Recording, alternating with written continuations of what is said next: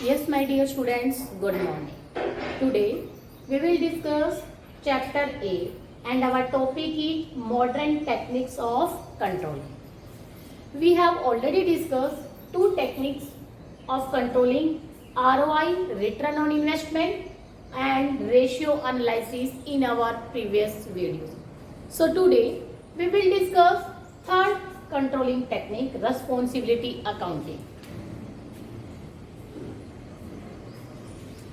Responsibility accounting is also a modern technique of controlling. In this technique, the whole organization is also divided in various units or departments. And every department को एक ही centre में declare कर दिया जाता है और वो centre उस चीज के लिए क्या रहता है, रिस्पॉन्सिबल होता है. इट मीन्स हर डिपार्टमेंट की एक रिस्पॉन्सिबिलिटी क्या कर दी गई है, फिक्स कर दी गई है. So we divide the whole organization in 4 centers या 4 departments. Cost center, revenue center, profit center and investment center. First आता है cost center. कहता है cost center is that center which is responsible for the cost incurred in an accounting year. The head of the cost center is responsible for the cost. And also give the answer if the cost is also incurred high in our organization, then the head of the cost center is also responsible for this. He is also give the answer to directors या जो भी उसकी seniors होते हैं उनको लोग वो answerable होता है, वो जवाब देता है कि ये कॉस्ट ज़्यादा क्यों आई. फॉर एग्जाम्पल है प्रोडक्शन डिपार्टमेंट को हमने कॉस्ट सेंटर बना दिया, तो production department manager, production department का जो मैनेजर है वो रिस्पॉन्सिबल होता है हाई कॉस्ट इंक्योर्ड होने के लिए या लो कॉस्ट आने पर. जैसा भी सिचुएशन होती है उसके लिए उसको आंसरेबल ठहरा दिया जाता है, उसको जवाबदेही उसको ठहरा दी जाती है, उसको अकाउंटेबिलिटी उसकी फिक्स कर दी जाती है. तो this is the cost centre. Same as it is revenue centre होता है. Revenue centre means that centre which is responsible for the revenue. ठीक है, which are arise in our business in an accounting year. अगर revenue हमारा कम आता है या रिवेन्यू हमारा ज्यादा आता है तो रिवेन्यू सेंटर का जो हेड है वो रिस्पॉन्सिबल होता है उसके लिए. जैसे फॉर एग्जांपल मार्केटिंग डिपार्टमेंट के हेड को, ठीक है, या मार्केटिंग डिपार्टमेंट को हमने क्या बना दिया, रिवेन्यू सेंटर बना दिया.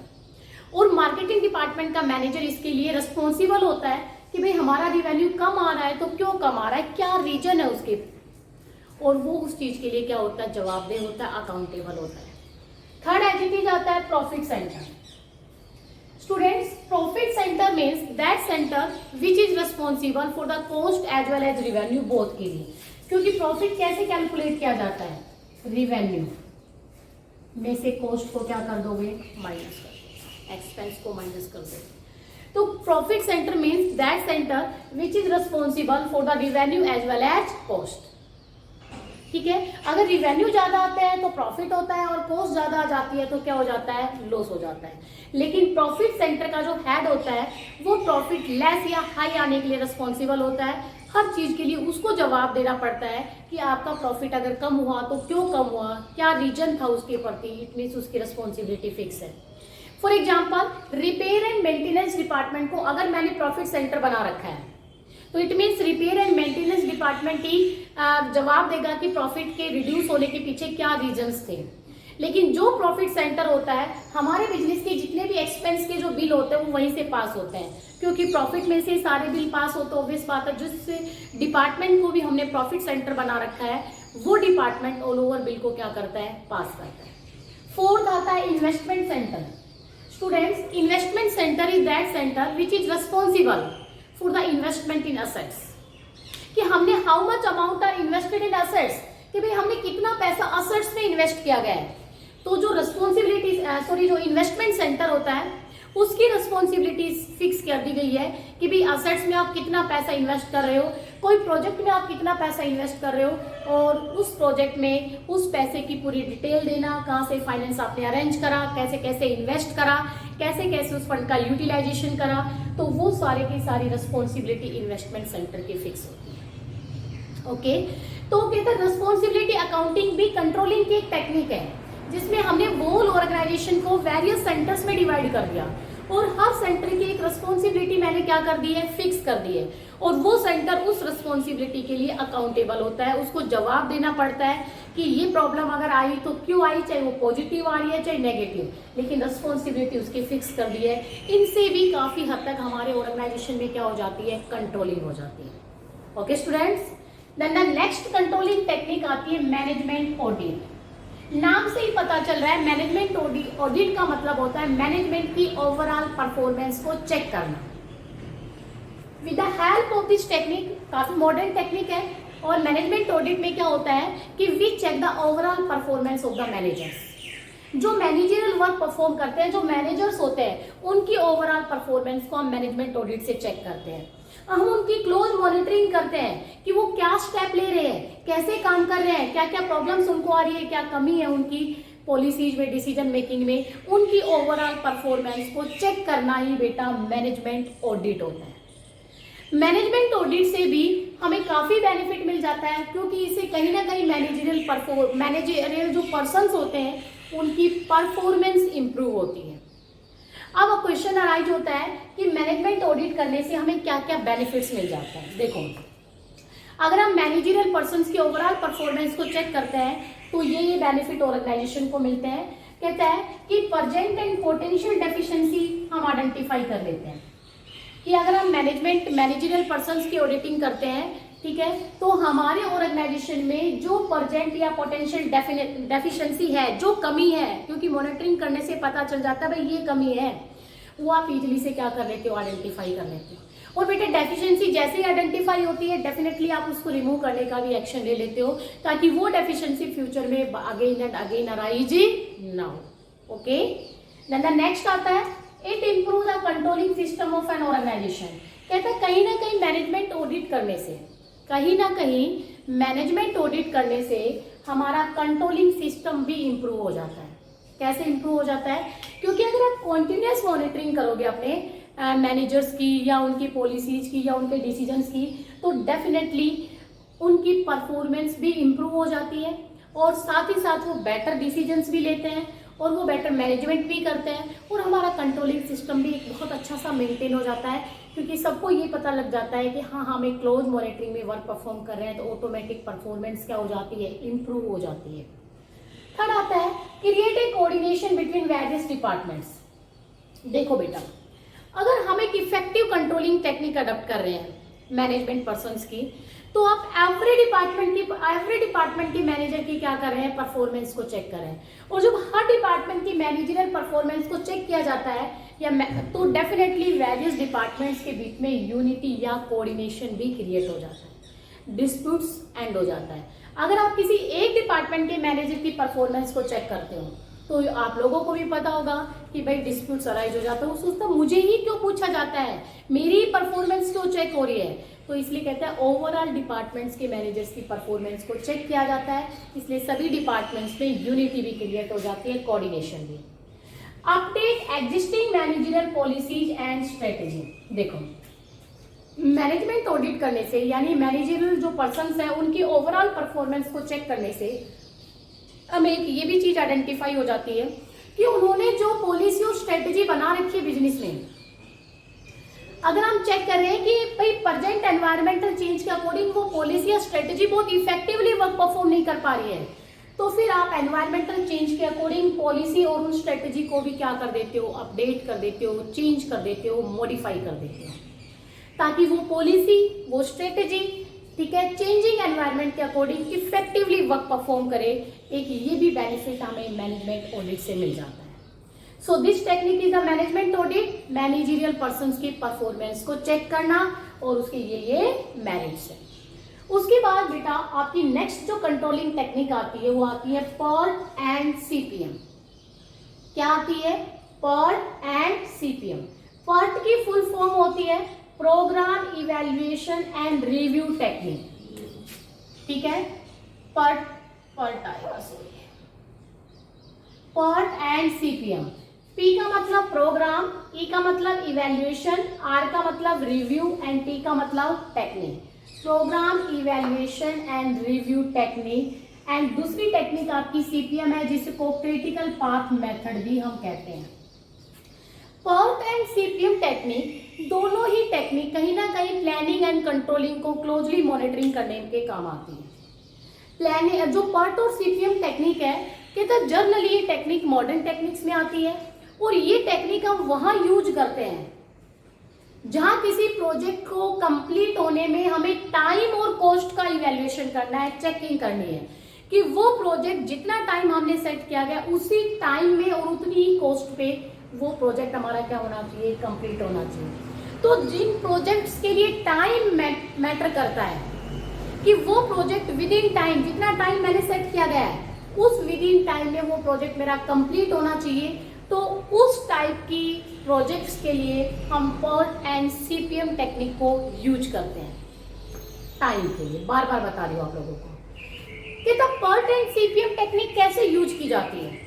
PERT एंड CPM टेक्निक को यूज करने का जो तरीके है, एक सीक्वेंस, एक प्रोसेस हम फॉलो करते हैं और उस प्रोसेस में ही हम इन टेक्निक्स को यूज करते हैं। सबसे पहले कोई प्रोजेक्ट है, उस प्रोजेक्ट की एक्टिविटीज को हमने वेरियस पार्ट्स में डिवाइड कर दिया, ओके, और उनको हमने लॉजिकल सीक्वेंस में अरेंज कर दिया। भाई उस प्रोजेक्ट का ये काम सबसे पहले, फिर दूसरे, तीसरे, चौथे, पांचवें, छठे, ऐसे करके हमने एक लॉजिकल सीक्वेंस में उसकी वेरियस एक्टिविटी क्या कर दी है, अरेंज कर दी है।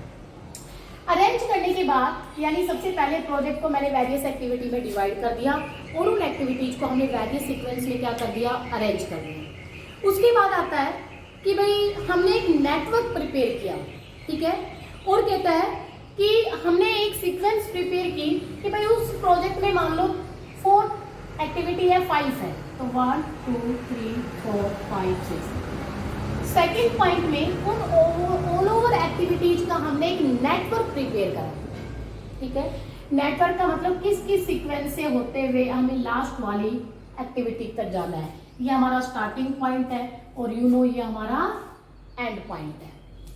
तो हम अपना स्टार्टिंग और एंड पॉइंट भी एडवांस में डिसाइड कर लेते हैं। यहाँ से हमारी काम स्टार्ट होगा और यहाँ पर हमारा काम क्या हो जाता है, कंप्लीट हो जाता है। थर्ड पॉइंट में आपने हर एक्टिविटी का टाइम डिसाइड किया, टाइम कि भाई हर जो एक्टिविटी उस प्रोजेक्ट की वो कितने टाइम में कंप्लीट हो जाएगी।